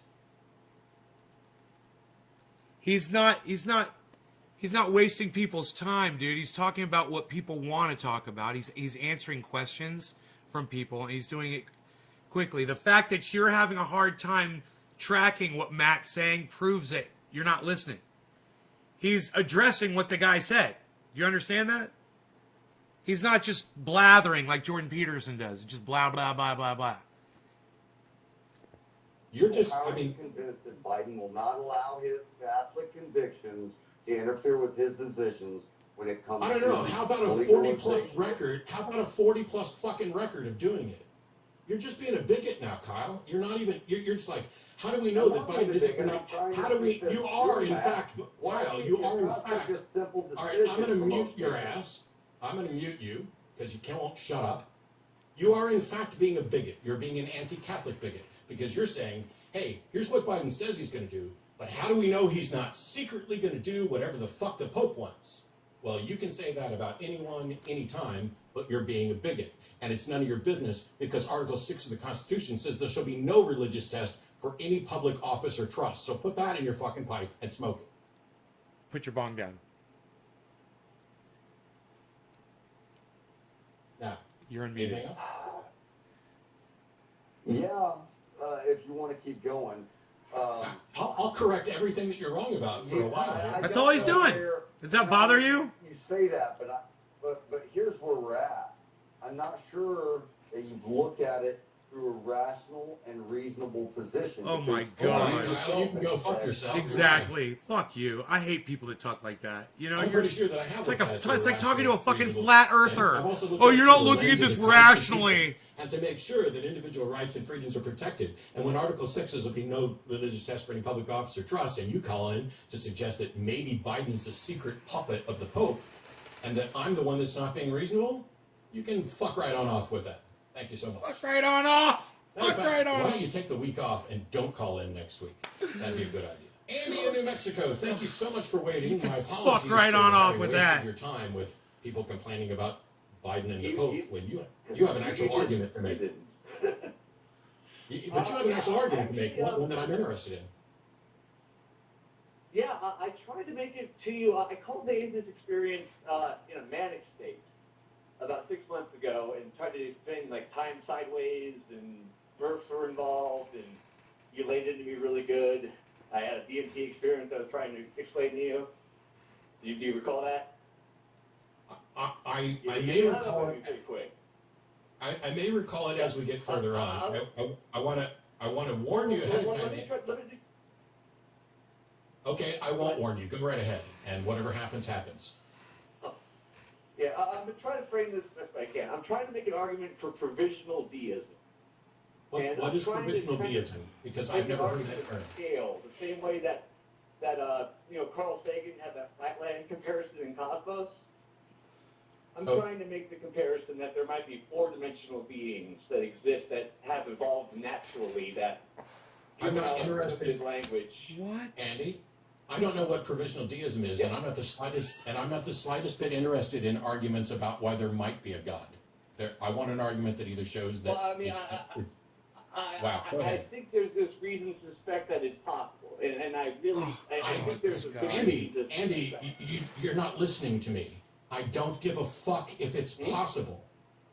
You're not listening to me. I do not. Oh my God! Will you listen to me at all? Are you going to listen to me at all, or am I just going to hang up? Go ahead. I do not care if you think it's possible that a God exists. I'm only concerned about whether or not it's reasonable to conclude that a God in fact does exist. I thought you were curious about this type of thing. I am not curious about your bong-motivated speculations. I want evidence and argument. And Andy, at the end of this, Makes me want to what smoke. will you have demonstrated? I That love there this might guy. Possibly be some way to say that there is a God? What use is that to anybody? There's a lot of dark matter and energy out there, and we're very small in this. Goodbye, Andy. There's reasons to suspect. Goodbye, Andy. Oh, Andy. Goodbye, Andy. Oh, Andy. Okay, see you, man. There's a lot we don't know, and you know what? Teresa, We're gonna keep cheers. not knowing it because you are too I'm fucking hanging up on you, fond. Matt. I'm hanging Good. up on you, Matt. Good. Goodbye. And I bet you don't. I bet I got you first. Here's the thing. Whether or not a God possibly exists is something worth investigating and exploring. Oh, I love this Just like shit. whether or not vaccines possibly cause autism. That would be worth exploring. And so we did. And the evidence shows that vaccines do not, in fact, Cheers, Teresa. cause autism. And so far, in the entire history of the world, there's not been sufficient evidence to conclude that a God exists or that a God is even possible. Now, I would love to know that it were possible for a God to exist, but you cannot get there in the way that Andy wants to, which is, let's talk about speculative things. Let's talk about, could there be a fourth dimensional God? This is someone with zero understanding of the subject, both philosophically and scientifically, taking their little DMT trip, which is what he called in previously about, and going, wow, what if there is a God, dude? And that bores the fuck out of me. because I want to argue about the God that the overwhelming majority of people believe in, because that's the God that guides their decision on how they're going to vote, who they're going to elect, what rules and laws they put in place for everybody else. There you go. Not once in the history of the world has there been, nor could there be, someone saying, you know what, man, it's possible there's like a four-dimensional God thing, and because of that, we should criminalize abortion and not let trans people serve in the military. There is no practical, legislative, or social impact of your speculative, maybe there's a God. And that's why it's not worth the time on these shows when we have 4,000 plus people dying a day on average from COVID, countless people attempting, millions of people attempting to legislate their beliefs and overthrow a legitimate government that marginalizes, in order to help stop marginalizing the LGBTQ community, the scientific community. You know how nice it is to have an actual science advisor in the White House, to have somebody like Dr. Fauci be listened to and to be able to speak honestly without hydrochloroquine, or can we pump sunlight into your veins, or this shit will all go away by April. Hey, this shit won't go away by this April. Trump's a lying motherfucker. He is not solely responsible. Sounds like you're listening to me, doesn't it? Related to COVID, but he's complicit, and he was the head motherfucker in charge, which means the buck stops with him and what he hasn't done. When your fourth dimensional maybe God is influencing how people are going to vote on other people's rights, call me back. Until then, just enjoy your little trips and your speculation. Because if you think that you hitting a bong are going to solve the issue about whether or not it's reasonable to believe in a God, when you have no understanding of epistemology, no understanding of evidence, no understanding of the subject at all, but you just had a cool idea, I don't think the odds are particularly likely. Hey, thanks for checking out this clip for the live. While you're here, hit that like button. Think that Matt might catch a little flack on the internet from people because he is saying something they don't want to hear. You know, I think I sympathize with that because I do that on every show. He's so big-headed. He is he is highfalutin. He's from Texas. You know, are you American, Shifu? Can we ask? Are you in the United States? You understand people from Texas? Yeah, they're a little highfalutin. You know, they're a little cocky. You know? Everything's bigger in Texas. So is your ego. So is your attitude. You know, if you understand Texans, you might understand him a little bit right there. It's like Alex Jones, you know. I'm from Texas, and I can just tell you how it makes me feel. Just kind of pumps me up. It's almost as enlivening as doing only half a line of super male vitality in the morning. Now, I will only chop up and snort half a line of super male vitality, of course, because it is so ultra potent. But of course, then I will completely remodel the bathroom. Again. I'll make it beautiful this time. Last time it's functional, this time it's going to be gorgeous. You know, we're going to do real high ceilings.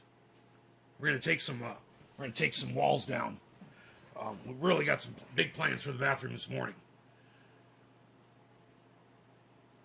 You need to understand, you know, when you're from Texas, yeah, a little bit highfalutin, riding high on your high horse, a little bit, you know, just a little. It has an effect on you. You know, you might say, you know, he's a little big-headed. I might just say he's a Texan. You know, that's a Texan. That's what a Texan does. You know, they might appear that way. That's a Texan. You can see a resemblance between me and Alex Jones.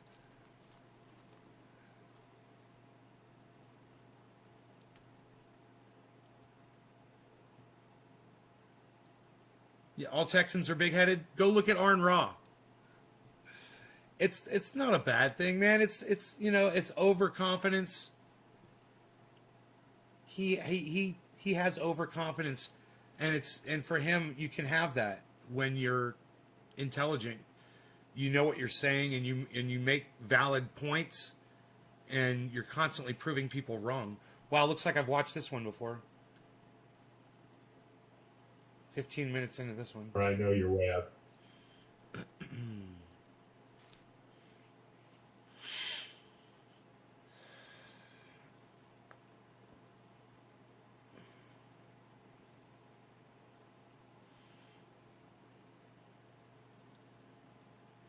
Alex Jones is a I think a good representation of Texas. Matt Dillahunty, he's got, you know, just a little. He basically, then you don't know about that sort of thing. You know, you're just here to critique him as an attack because your little balls got hurt, your little balls got crushed. When I let you know that your savior, Jordan Peterson, is a fucking cuck bitch. And so are you. And I'm fucking, you know what? I'm just going to block you. You little fucking Anano fuck. How about this? Get the fuck off my live stream. How about that? Poof. Now you're gone. Like a fart. You'll be forgotten.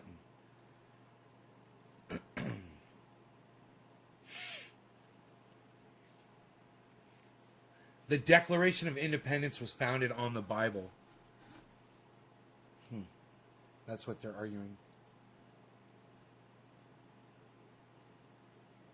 Do you really believe everything comes from nothing? Cause of defeat.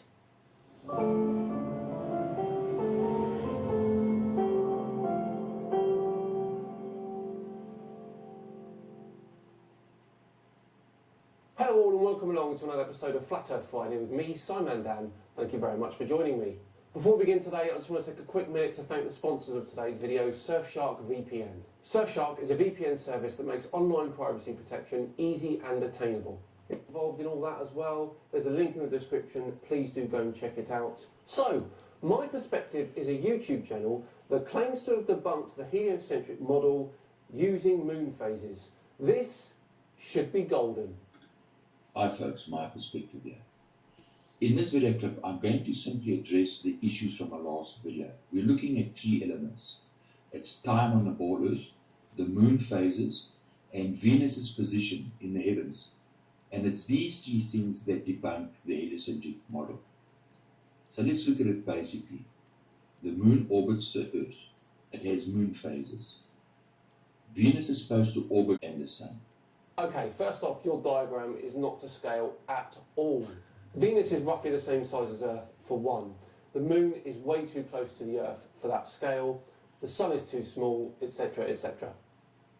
And then it's your position on Earth, your time. So whatever your time is on your watch would help give you an indication exactly where you are on this ball Earth. Right? Okay, but let's remember that we aren't all on the equator. So if it's after sunset, you'd say, well, it's 7 o'clock.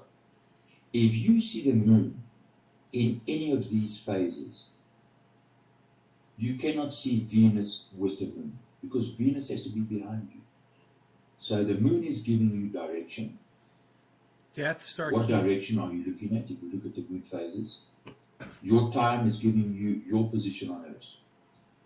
So if you see Venus with the moon in any of these phases, that would mean that the heliocentric model is incorrect. What? Okay, well, it's a good job that we don't see a full moon near Venus then, isn't it? You're not moving around, the Earth is actually turning.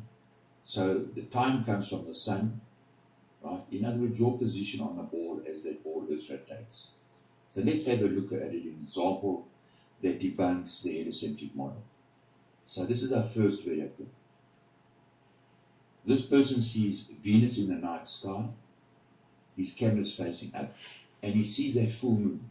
Okay, first question, how do we know that this is 100% Venus?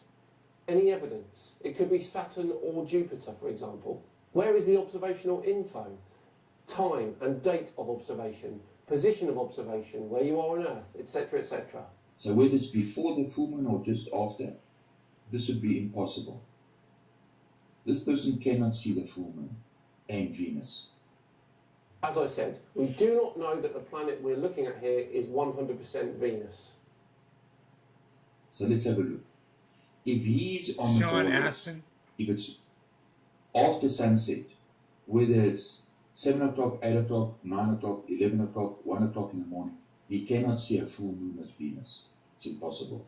Okay, again, was it Venus? Personally, I doubt it. If you look at this video clip, once again we have the full moon was Venus. Right, so as the moon sets, right, he sees Venus with the full moon. That's physically impossible in the heliocentric model. Now, I know that this isn't Venus, because Venus is only visible shortly before sunrise or shortly after sunset, and that is because of its interior orbit. Look at that clip again. You would never see Venus that high in the sky at night time. Now think about this. This person is using a timer, an automatic timer head on his tripod. So I have one, I use them sometimes. I mean, it drives me crazy how stupid some of these people are. That they spend all this time with what they try to portray as facts with shit that they don't know. You know? I give Simon Dan a lot of credit for having the patience to just sit through their bullshit, listen to what they're saying to the point that you can disprove it. You know? To just be like, have the knowledge to listen to that and just know and just be like, oh, well, no.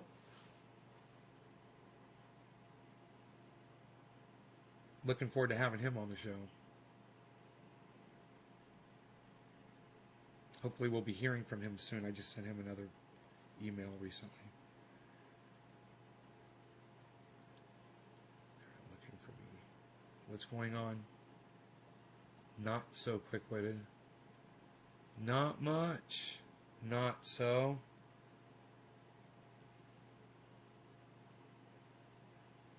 I'm new to the stream. Right on.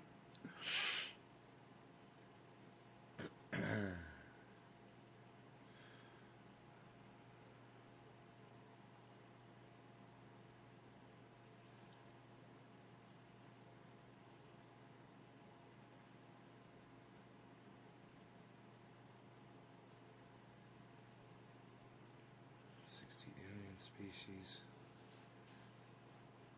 You've seen some stuff. Yo, John C. Flater's seen some stuff. I've seen some stuff. It sounds official, bro. You've seen some stuff. It sounds super official, bro. Ooh, that's nice. That's a nice thing to say.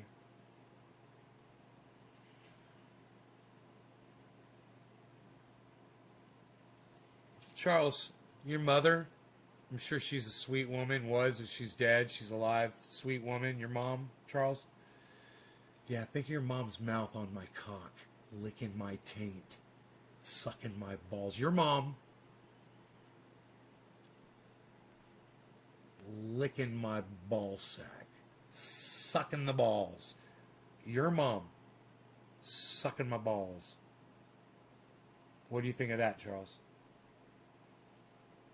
What do you think? Your mom's sucking my balls. Sucking my balls. Your mom is sucking my balls. And she's licking my taint.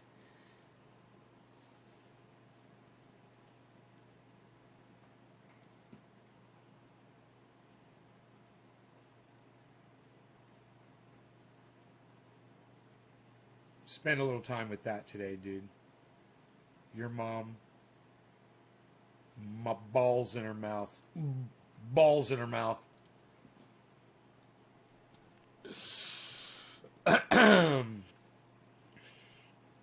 I just say what has to be said, right, bro? Psst. We're going outside. Me and that dog. We went outside earlier. We're going outside. We're going to go out on the deck. We're going to chill. It was cold this morning, man.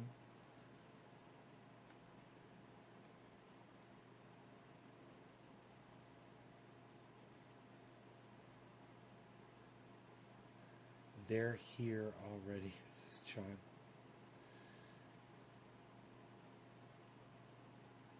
Yeah, John, whatever, dude. You conspiracy fucking nut. He's got the evidence, everybody. John's got the evidence. Lol. Puff, puff.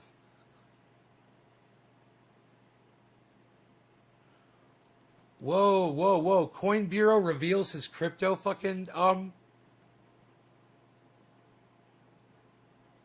his portfolio.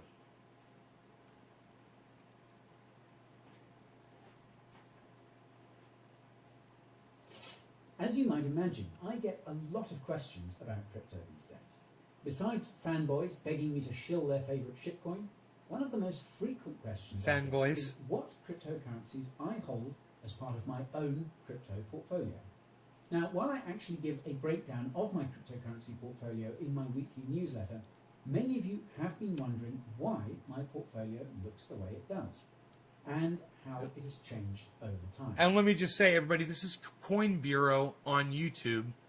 Make sure that you subscribe to his channel. Make sure you sign up for notifications. He's always putting up new material. And he answers questions. He's really, really good. Okay? He's basically an instructor when it comes to crypto. So he's taught me a lot. His videos are amazing. Make sure you like his stuff, too. I'm going to take you through a few of the top cryptos in my personal cryptocurrency portfolio, why I hold them, right, and John. I'll walk you through my personal crypto investing strategy.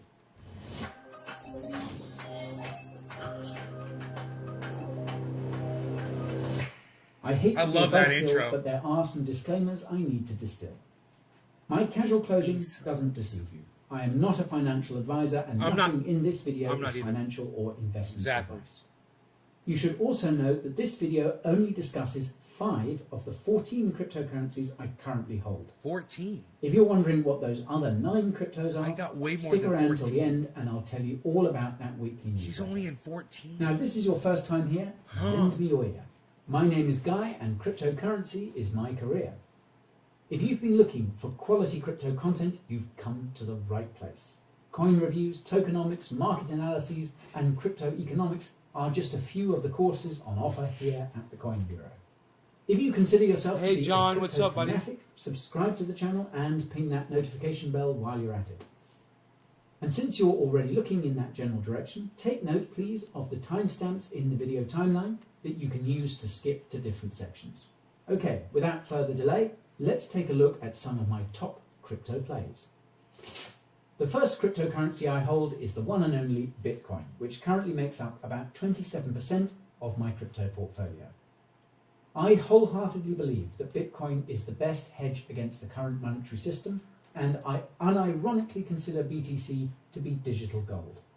This is because BTC has a limited supply. This supply is quite equitably distributed, and BTC has stood the test of time as a currency.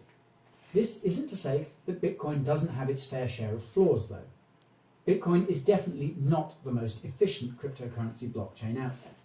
Even when you factor in scaling solutions like the Lightning Network, it's unlikely that BTC will become the commonly used digital cash Satoshi intended it to be. John. Bitcoin also has limited programmability, meaning it cannot effectively support smart contracts or run decentralized applications without the use of a secondary chain like the Stacks blockchain. However, there is one thing Bitcoin does better than any other cryptocurrency, fiat currency, or financial institution, and that is storing and transferring value in a secure, decentralized, and peer-to-peer manner. Bitcoin has also become synonymous with cryptocurrency to the common person, and BTC is leaps and bounds ahead in both retail and institutional adoption compared to other cryptos. So given how bullish I am about Bitcoin, you might be surprised to know that BTC is currently not my largest crypto holding. Oh. This is because I know that in the short to medium term, the percentage gains are going to be much larger in altcoins, especially now that Bitcoin dominates. Yes, an Ethereum, Cardano, or Polkadot. Every penny of those altcoin profits will go towards stacking sats. I can't wait to find out what his number 1 is. With a 10-foot pole. As you might have guessed, my top altcoin bet is none other than Ethereum. Boom! ETH currently accounts for just over 30% of my total crypto holdings, which makes it the largest slice of my portfolio pie. Now, before you roast me, allow me to explain why. For starters, Ethereum has the largest ecosystem of any cryptocurrency on the market.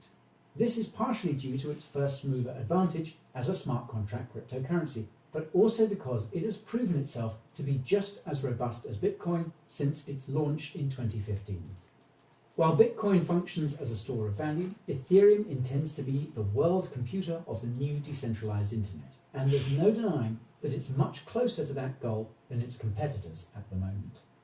Over $50 billion is locked on Ethereum's innovative and composable DeFi protocols.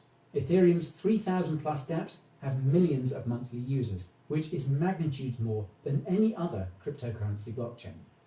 This is despite the fact that Ethereum is being dragged down by high gas fees, which have apparently not dissuaded users as much as the crypto media You think and Chainlink? connoisseurs would like you to believe. Most of the booming NFT market exists on the Ethereum blockchain. I like or Polkadot and leverages it in Cardano. some way. Ethereum hosts and handles the majority of stablecoins and their transactions, and Visa will soon be using the Ethereum blockchain Crypto.com. to settle transactions via the USDC stablecoin. Ethereum is also the home of blockchain domains, which are increasing in functionality and interoperability by the day. If you're unfamiliar with blockchain domains, I have previously done a video on it, which you can watch once this video is done by opening a new tab by hitting that link in the top right. Now, with all these facts, it's easy to see why Ethereum is the cryptocurrency of choice after Bitcoin for most institutional and retail investors. ETH holders will also have a say in how the blockchain is run once Ethereum 2.0 is rolled out, which is an extremely valuable thing for many institutional players.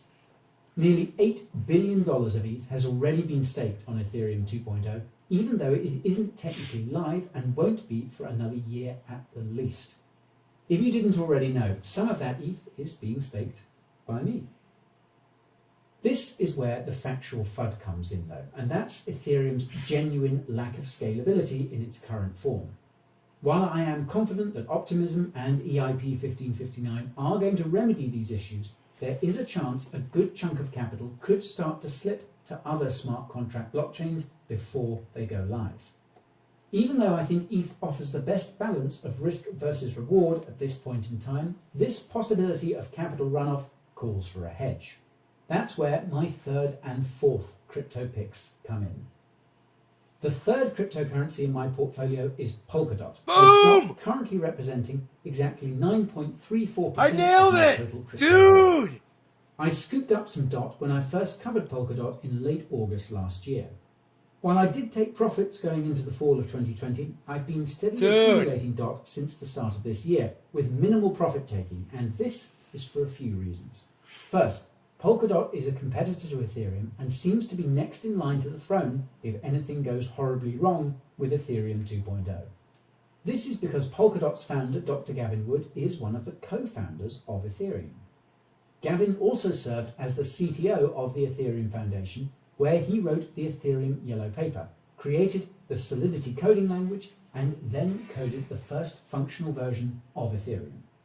Gavin left Ethereum in January 2016 to, quote, deliver on the promises that Ethereum could not, which was a reference to Ethereum 2.0, which was originally scheduled to launch in late 2015.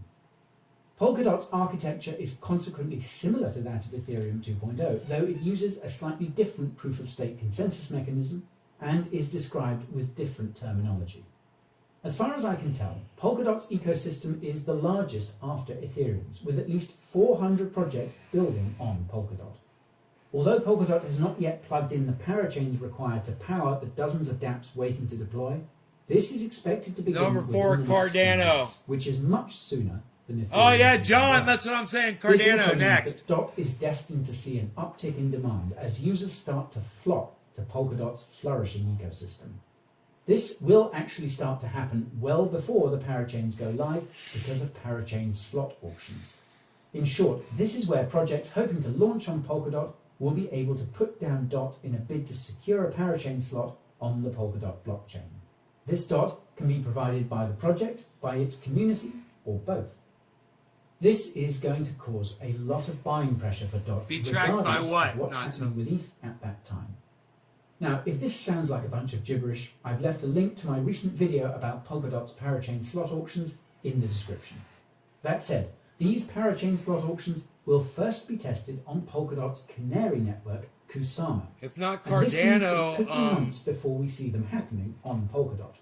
who That's else why besides I've got some Cardano? money on a Crypto.com, second if not smart contract Cardano. horse. The fourth crypto project Oh my God! is Cardano. Oh my It's God, only I can't believe I'm just nailing these! 8% of my crypto portfolio. I started allocating to ADA last summer when I noticed that it had gone over 8 cents. So for the first fucking time funny, in man. over a year, and had been consistently setting higher highs and lower lows in the months prior. Like Polkadot, I see Cardano primarily as a hedge in case anything goes wrong with Ethereum. Cardano's founder, Charles Hoskinson, also happens to be one of the co-founders of Ethereum, though he left the project much earlier than Gavin did. I am a huge fan of Cardano's peer review approach to research and development, even though it has really drawn out the rollout of its blockchain. Still, I have a feeling that Cardano will be running smart contracts much sooner than Polkadot, which would theoretically make it the next runner-up to Ethereum. The problem is that Cardano doesn't have nearly as many projects itching to work on its blockchain as Polkadot does. More importantly, Cardano isn't able to test its smart contract functionality in a real-world setting the same way Polkadot can using Kusama. While I think it's very unlikely we will see any issues with Cardano's smart contracts, I still think the risk is higher than with Polkadot smart contracts for this reason, which is why I hold slightly more DOT than ADA. One big edge that Cardano has over Polkadot and most other cryptocurrencies is the size and engagement of the Cardano community. Some of my most viewed videos are about Cardano, and Charles Hoskinson's YouTube channel seems to be growing even faster than mine. More than 60% of all ADA in circulation is also being I can staked see him nearly investing in 2,500 BlockFi, staking pools. Uniswap. Cardano may not have as many dApps waiting to deploy as Polkadot, but it probably has millions more people waiting to use them, and their hype is sure to be a demand driver for ADA. I'm thinking If you want Crypto.com an though, in-depth dude. It's a comparison great of one. Cardano versus Polkadot, you can watch my video. Here we on go. that What's his using the next link one? in the top right. Speaking of links, Chainlink is the fifth cryptocurrency Nice, I dude. hold, You mentioned and that one. just over 4% of my portfolio is in Link. Damn, I got Chainlink. Not financial advice, but if you believe in things like DeFi, NFTs, and any other decentralized technologies beyond digital cash, you should consider holding an Oracle crypto of some kind. This is because oracles are required to feed real-world data into smart contracts on cryptocurrency blockchains. Without oracles, dApps and protocols would have little to no real-world utility. My personal preference is Chainlink Yes, because I'm it familiar has with the Edward largest Snowden. ecosystem of any oracle. I count nearly 500 Look, partnerships guys. at the time of shooting. I'm really enjoying this video, but I can see you guys are leaving the chat, and I'm sad that you guys are leaving. I wish you guys would stay. Remember, we got Matt DILLAHUNTY here next Tuesday at noon Northern California time. That's in 2 hours from now on Tuesday. Okay? Matt DILLAHUNTY's going to be here, guys, from the Atheist Experience. Be here and check that show out, man. It's going to be a lot of fun. You can go check out some of my previous interviews over there at navesgarden.com. You know? All right, you guys. I'm going to take my dog outside. Take care, y'all. Love y'all. Bye-bye. Oh, yeah. And check out Guy from Coin Bureau at Coin Bureau on YouTube. He's fantastic.